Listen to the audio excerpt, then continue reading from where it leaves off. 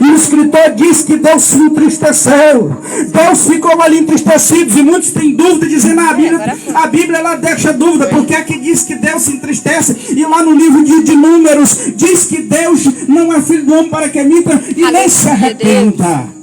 Aí muitos dizem que acham que a Bíblia entra em contradição. Não, senhores, quando esse escritor diz que Deus se arrependeu de ter criado o homem, ele está falando em uma linguagem antropomórfica, ou seja, que é para que o homem compreenda que o Deus do céu se assimila a ele, que ele tem um sentimento de pesar.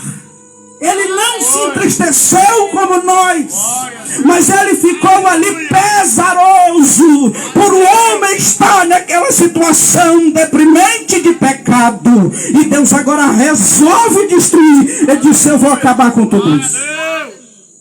Aleluia.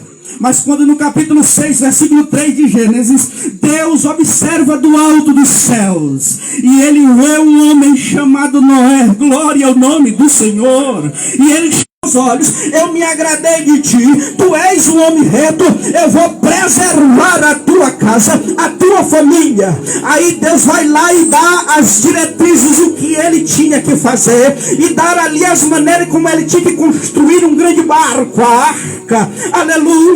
E a Bíblia diz que quando ele recebe tudo aquilo, ele começou a construir. Oh, glória ao nome do Senhor. Ele começou a construir. A Bíblia nos faz compreender que naquele tempo da construção, o Noé, ele pregava, ele anunciava que Deus iria destruir aquele mundo. Cerca de 120 anos, o Noé pregava a justiça, porque Pedro, no capítulo de número 2 da sua segunda carta, e no versículo 5 diz que Noé era pregoeiro da justiça. Glória a Deus. E Noé, enquanto trabalhava, ele pregava, dizendo: Deus me disse que ele vai destruir esta terra. E como, Noé? Vai vir grande dilúvio, vai vir muita chuva aí. E o povo achava que aquele velho estava enlouquecendo, porque a Bíblia diz no começo do livro do Gênesis que naquele tempo não chovia normalmente como agora. A Bíblia diz que subia um vapor da terra e aquele vapor regava a terra. O povo não conhecia chuva como nós conhecemos hoje. Mas chega um velho amalucado de cerca de 500 anos de idade dizendo: olha, Deus disse que vai chover. Agora caberia o povo crer, né? Ele está avisando que vai destruir. Deus avisou e o velho começou a trabalhar e pregar, e pregava justiça. A Bíblia diz que ele pregava justiça de Deus. Aleluia, ele era justo. Glória ao nome de Jesus. E no ano 600 da vida de Noé, diz que Deus, ele abriu todas as comportas do céu e desceu chuva sobre a terra. 40 dias e 40 noites de chuva, aleluia. Mas o Noé estava dentro da arca, ele, a sua esposa, os seus 3 filhos, as suas 3 noras. Glória a Deus, aleluia. Estavam dentro da arca, seguros com os animais, 2 de cada espécie. E desce água, e desce chuva, e a água sobe, sobe, sobe, sobe. Oh, aleluia, louvado seja o nome de Jesus. E diz que os montes foram ficando cobertos, os montes mais altos ficando cobertos. E diz a Bíblia Sagrada que Deus cobriu os montes que tinham em cima da terra, cerca de 15 côvados acima dele. Que distância é essa, irmão? Sabe qual é a distância de um côvado? É a distância do teu dedo pequeno para o teu cotovelo. Cerca de 42 a 45 centímetros. É esse tamanho. 15 vezes 45 centímetros. Deus cobriu acima do monte mais alto da terra, para ter certeza que ninguém escaparia do juízo de Deus. Porque ele avisa. Agora cabe ao homem crer. Agora acabou tudo aquilo, aquele mundo antigo acabou, secou-se as águas, desce Noé, todos os seus filhos, e Deus disse: Noé, agora é só vocês, tu e tua velhinha, teus 3 filhos, tuas 3 noras, enche, povoe a terra, nós somos descendentes dele também. Aleluia. Deus anunciou o fim do mundo antigo. Deus anunciou.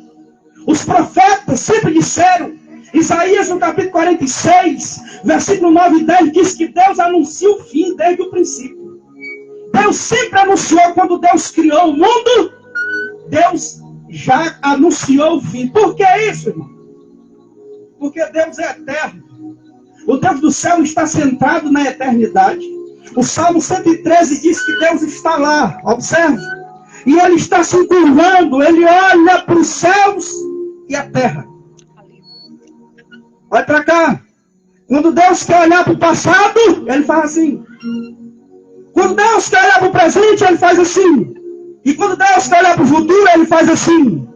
Um dos princípios de Deus, no princípio criou Deus, os céus e a terra. Deus começa aqui um princípio para nós. Aleluia! E Deus disse, eu começo aqui e termino aqui. Esse tempo está sujeito a mim. Eu faço da maneira que eu quero, como eu posso, porque sou eu e soberano. Aleluia, Jesus. Aleluia! E Deus destruiu aquele mundo, mas antes Ele avisou. 120 anos avisando. E o Noé só conservou a sua família. E era pregador. Pedro disse, 2 Pedro 2 e 5. Pregador e eloquente na justiça.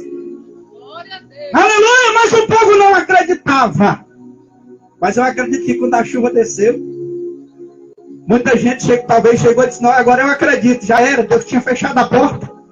A Bíblia diz, irmãos, que Deus disse, Noé, entra na arca. E quando Noé entrou, Deus fechou a porta por fora. Não tem mais jeito.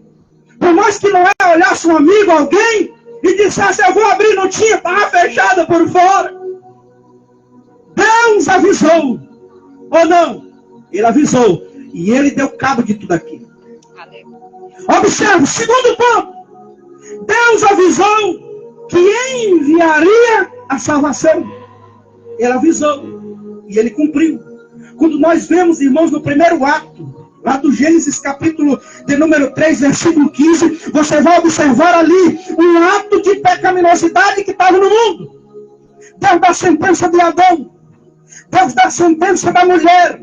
E quando Ele vai dar sentença para a serpente, Ele disse, ó serpente, eu vou te dizer uma coisa. Da semente dessa mulher aí, que tu enganou, que tu jogou no precipício, vai nascer uma semente dela, vai esmagar a tua cabeça, e tu vai só ferir o seu calcanhar. Isso aqui numa linguagem típica, numa linguagem simbólica, já estava dizendo que Deus Pai iria enviar a semente da mulher, que era Jesus Cristo, que iria esmagar a cabeça da serpente, e ela iria ferir o seu calcanhar, que simboliza a morte de Cristo.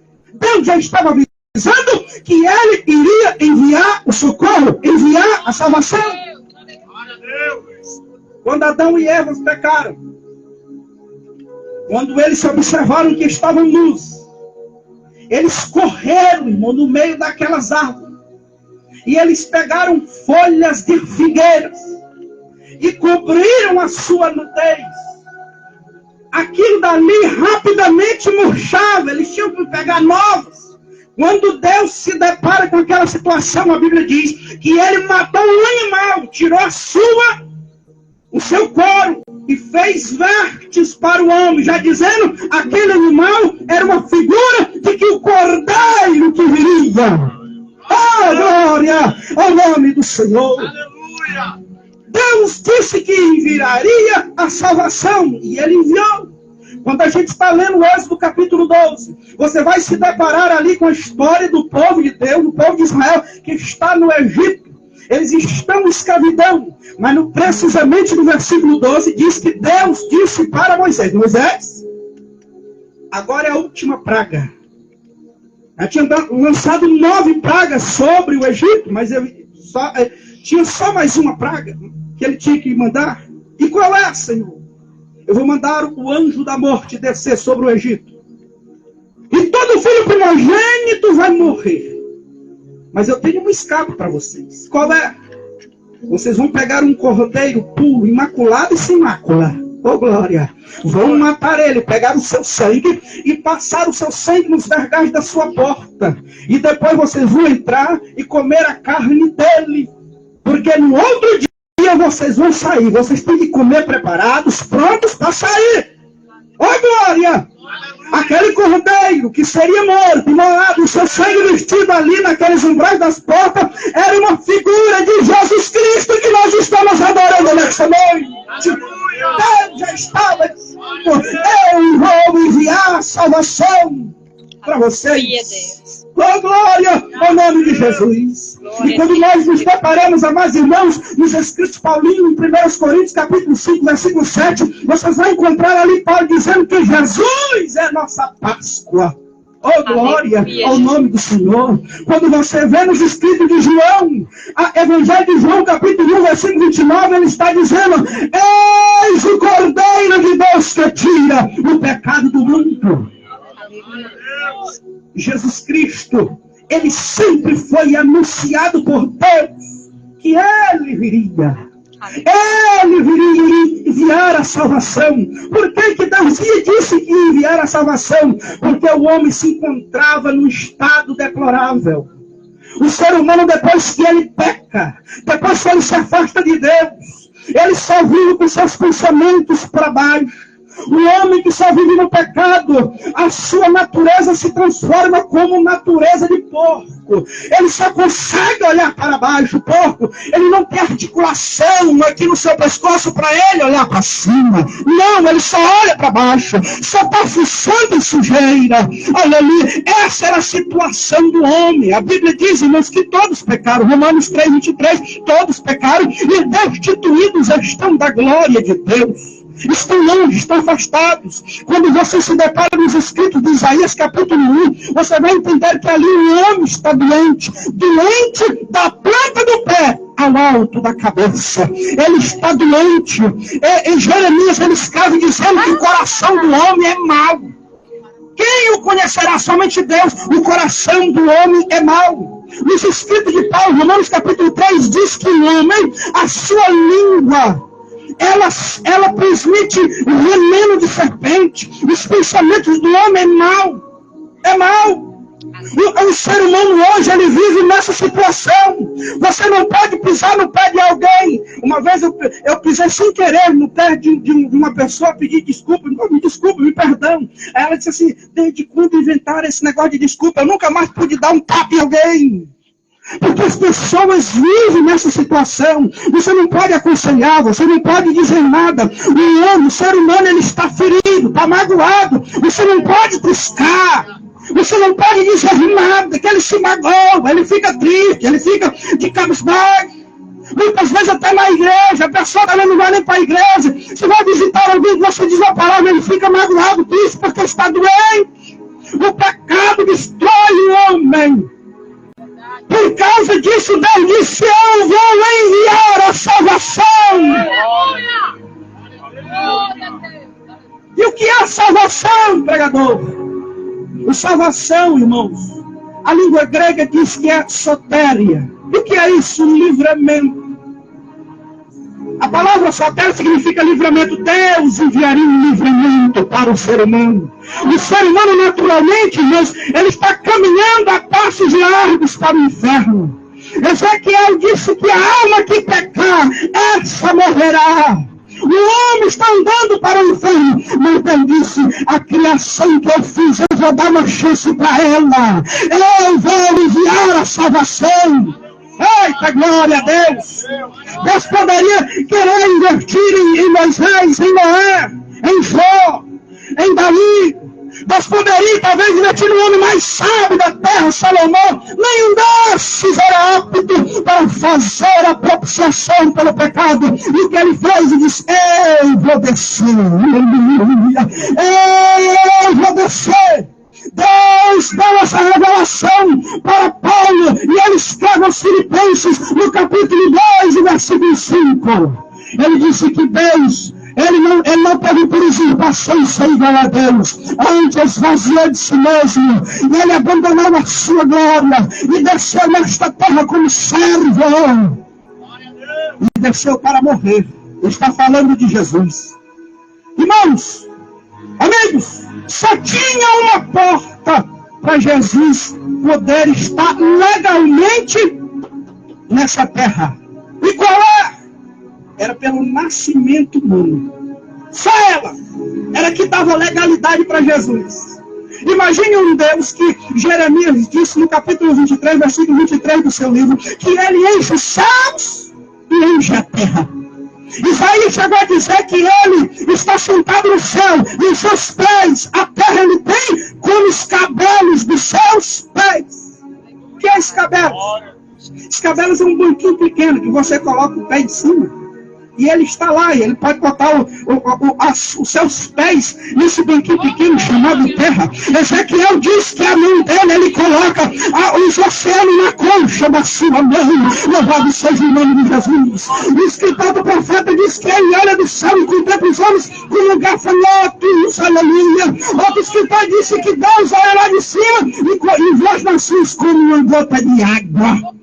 Imagina esse Deus todo-poderoso esvaziar de si mesmo para trazer a salvação para o pecador. Irmãos, esse amor aqui nem pode se escrever, por isso que João disse é tal, eu não tenho como escrever, Espírito Santo, eu não tenho como dizer é tal, é muito grande. Ele se esvazia de si mesmo e desce nesta terra. Por amor, Deus anunciou que vinha e ele veio. Aleluia! Louvado seja o nome de Jesus. Quando a gente vê Isaías no capítulo 7, versículo 14, ele diz: eis que a virgem conceberá e dará à luz um filho, e o seu nome será Emanuel. Aí você vai para Mateus, já no Novo Testamento. Mateus capítulo 1, versículo 23, você já vai ver o Mateus dizendo assim, olha, ele nasceu para que se cumprisse o que Isaías disse há 700 anos atrás. Lá ele dizia, eis que enviaria o seu filho nascido de uma mulher, e o seu nome seria Emanuel, que significa Deus conosco. Deus disse que enviaria, e ele mandou. Ele mandou a salvação. Glória a Deus. Agora, nesse texto que nós lemos aqui, Deus, ele anuncia sobre um grande juízo que virá. Um grande juízo que virá. Queridos irmãos, Deus vai trazer um grande juízo sobre este mundo. Glória a Deus. E o juízo de Deus vai ser com justiça. Você sabe o que é justiça, queridos? Justiça é a ação de Deus, da santidade de Deus em ação. É porque a santidade de Deus ela tem que julgar este mundo e vai julgar com justiça. A Bíblia diz, queridos irmãos, em primeiro lugar aqui, que Deus vai julgar quem? A igreja. Primeiro que Deus vai julgar a igreja. Romanos capítulo 14, versículo 10, diz que Deus vai julgar a igreja no tribunal de Cristo. Segundo Coríntios 5, 10, diz que a igreja estará no tribunal de Cristo. Toda a igreja, ela vai estar no tribunal de Cristo. Quando Jesus Cristo regressar, vir buscar a sua igreja e levar para o céu, a igreja vai ser a primeira a ser julgada no tribunal de Cristo. No capítulo 3 de 1 Coríntios está lá todos os tipos de obras que Deus vai julgar, obras como prata, como pedras preciosas e como ouro, mas haverá outra classe. Qual é a classe? De madeiro, de palha e de capim. Esses que não durarem no fogo se perderão, porém a pessoa se salvará. Tem muitas obras que nós fizemos que nós não vamos receber recompensa, porém tem obras que nós fazemos que nós vamos receber recompensa. É o primeiro julgamento que virá. O segundo julgamento que acontecerá depois desse vai ser o julgamento das nações.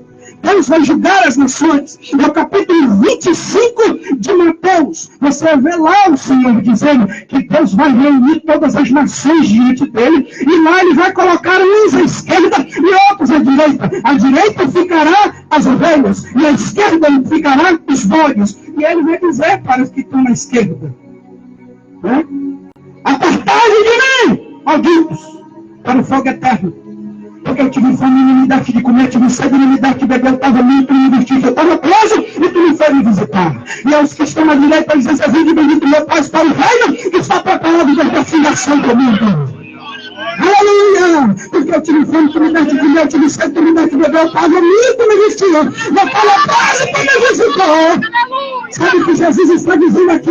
Esse julgamento não é o julgamento final do trono branco. Aprenda isso, por favor. Esse julgamento aqui é um julgamento que Jesus Cristo vai julgar quando ele vir na sua segunda fase, da segunda vinda, que ele descer em glória, registrado lá no Apocalipse, capítulo 1, versículo 7, e dizendo: eis que todo olho verá, ele desce do céu. E Zacarias disse no capítulo 14 que ele desce, pega os seus pés no monte das oliveiras, e diz que ele vai vir rodeado de anjos, de santos, ele desce ali. No momento em que Israel, o seu povo, estará sendo perseguido por todas as nações do mundo, ele chega e o seu povo vai correr no Monte das Oliveiras, porque ele pisou no monte e abriu-se no vale, e eles vão correr e passar naquele vale. Jesus acolhe os seus filhos e diz a Bíblia que ele destrói todos os inimigos dele. E diz que agora ele vai chamar para um grande julgamento. Nesse período vai haver um julgamento das nações. Qual é o teor desse julgamento? O julgamento vai ser: eu tive fome e tu me deste de comer. Vai ser as nações que vão acolher Israel quando eles estiverem fugindo do anticristo. Tem muitas nações que gostam de Israel, que amam Israel, que vai com a cara de Israel e diz: vai, eu vou te acolher. Você está fugindo, vem para cá. Mas tem muitos que não gostam de Israel, que não são simpatizantes de Israel, e eles vão prender, vão castigar, não vão dar comida, não vão dar nada. O teor vai ser esse: é daqueles que amam o seu povo, porque Deus é fiel. Ele esclarece isso, as pessoas têm dúvida: Senhor, quando foi que nós estivemos nu, ou nós estivemos presos, ou nós estivemos com fome, e nós te assistimos? Quando foi, Senhor? Não estou lembrado. Aí ele diz assim: quando vocês fizerem a esses meus pequeninos irmãos, ao povo de Israel. Eita glória! Entra! Vai ter muitas nações que entrarão no milênio. Oh glória, em nome de Jesus! Agora, o último e grande julgamento que Deus avisa é o grande trono branco, registrado em Apocalipse capítulo 20. Nós estamos já encerrando, para eu concluir aqui. Apocalipse capítulo de número 20, e o verso de número 11 até o verso de número 15. Vejam só o grande julgamento que está registrado aqui. Diz o texto, o João aqui escreve: vi um grande trono branco, e o que estava sentado sobre ele, de cuja presença fugiu o céu e a terra, e não se achou lugar para eles. E João diz assim: vi os mortos, grandes e pequenos, que estavam sentados diante do trono, e abriu-se os livros, e abriu-se outro livro, o livro da vida, e os mortos foram julgados pelas coisas que estão escritas nos livros, segundo as suas obras. E deu o mar os mortos que nele havia. A morte e o inferno deram os mortos que nele haviam. E foram julgados cada um segundo as suas obras. Eita glória! A morte e o inferno foram lançados no lago de fogo, que esta é a segunda morte. E aquele cujo nome não está escrito no livro da vida, esse foi lançado no lago de fogo. Querido, Deus já determinou esse dia. Deus está avisando que vai julgar. E por isso ele diz assim: ele determina um dia para tudo isso. Aí ele diz assim: é por isso que ele mandou você se arrepender. Se arrependa hoje. A mensagem é essa: se arrependa hoje. Porque aqui, olha, grandes e pequenos, ninguém escapará disso daqui. Ninguém, grandes, pequenos. Abriu-se os livros da vida. O livro de todas as tuas obras vão estar lá diante de Deus. O livro da vida, a Bíblia Sagrada vão estar ali. Quem estará diante do trono, junto de Cristo, para julgar a igreja? Talvez Cristo vai chamar alguém e vai dizer, e você disse: eu nunca ouvi. E o Edivaldo vai levantar e dizer: Senhor, diga, Santo Edivaldo, eu preguei lá. Eu preguei lá. Ela não pode escapar. Anjo, caça o nome dela aí. E ele rapidamente, na velocidade, que anjo é muito veloz, peça, não tem senhor, não tem esse nome aqui. Pega a mão de pés e lançou no lago de fogo, não achou o nome escrito no livro da vida. Jesus Cristo, certa vez, ele disse assim: não vos alegreis, porque o demônio os obedece, e vocês curam. Alegrai-vos antes de ter o nome escrito no livro da vida. Quem é que tem certeza joga a mão para cima? Glória a nossa noite! Teu nome está escrito no livro da vida. Por isso que Cristo disse assim: eu já determinei um dia que hei de julgar este mundo com justiça. E ele determina que você se arrependa, porque Jesus Cristo ele enviou e o julgamento virá. E o que ele quer de ti agora é só se arrepender. João capítulo 1, versículo 12 diz: todo aquele que receber, ele dá o direito de se tornar filho de Deus. Aleluia. Vamos ficar de pé em nome de Jesus? Vamos ficar de pé? Glória a Deus. Aleluia. Quem tem esse desejo nessa noite? Aleluia. A Bíblia diz, queridos irmãos, em Romanos capítulo 9, versículo 10. Capítulo 10, versículo 9 e 10 diz assim: se com tua boca, olha só, se com tua boca confessares a Jesus como Senhor, e em teu coração credes que Deus o ressuscitou dos mortos, será salvo. Porque com o coração se crê para a justiça, e com a boca se confessa a respeito da salvação. Oh, glória! Ele tem razão de mandar pregar. Deus, nesta noite, ele para essa rua, ele chama a tua atenção, simplesmente porque ele quer que você se arrependa, porque o dia já está marcado. Eita, glória. Se tem alguém entre nós que quer fazer a sua decisão, vem. Aleluia, Deus. Nossos amigos que estão lá. Glória a Deus, aleluia. A mensagem aqui é séria. Eu tenho certeza que em algum momento da eternidade, Aleluia. Deus vai passar num grande telão. Oh, meu, não tem um lateral grande telão, para mostrar as nossas obras. Aleluia, Você Deus. pode negar, mas Deus vai mostrar para você. Nos Estados Unidos, ele tem uma câmera lá. Aleluia, Deus. Ele tem um satélite agora tão potente aí em Glória a cima. Deus, aleluia. Escute só. Ele tem um satélite tão potente aí em cima, que ele vem de lá e ele, através de raio e laser, ele vê o que é que tem dentro da casa que você está fazendo. Aleluia, Deus. É tão potente. Você vai diante de Deus e vai negar, eu nunca ouvi. E Deus, a Bíblia diz que ele tem os olhos como chama de fogo, ele vê tudo. Eita glória, ele vai mostrar, está aqui, oh glória. Está aqui, você ouviu. Não quis, mas você ouviu. Hoje queres Te entregar a Jesus Cristo, ó cansado, triste pecador. É aquele que no Gólgota foi visto, padecendo nossa culpa, nossa dor. Venha Cristo, que te chama com amor celestial. Venha Cristo, oh Jesus é o rochedo divinal.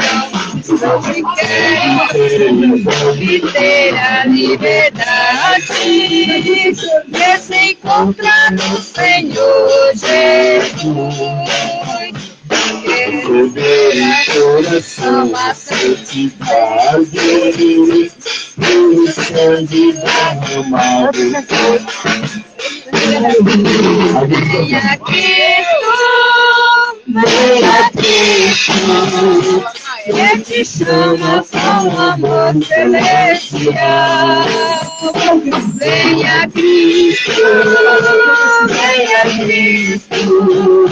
ó Jesus é o rochedo divinal. Para a divina, esse mundo não se pode achar. Venha Cristo que te chama, que te ensina, onde podes esta paz do céu gozar. Venha Cristo, venha Cristo, que te chama com amor celestial. Venha Cristo, pois Jesus é o rochedo divinal. Aleluia, Deus!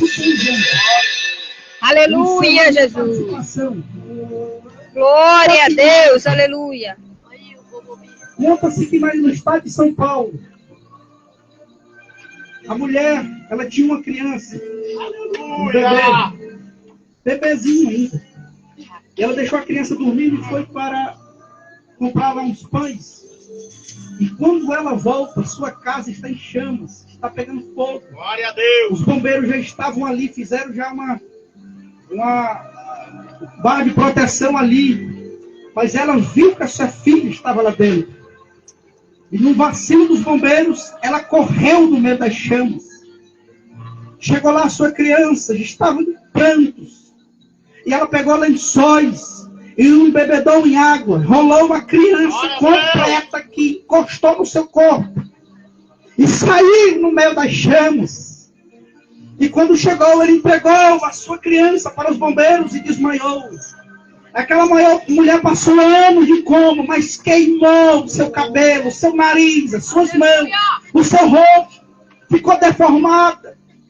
Quando a sua filha cresceu, presbítero, que ela dizia assim: minha filha, vamos na feira. A filha tinha vergonha das amigas que ficavam mangando dela, criticando dela. Disse: não, mãe, não quero ir não. Um dia a mãe percebeu que a filha tinha vergonha dela. E aí, a mãe disse: meu filho, vem aqui, senta aqui.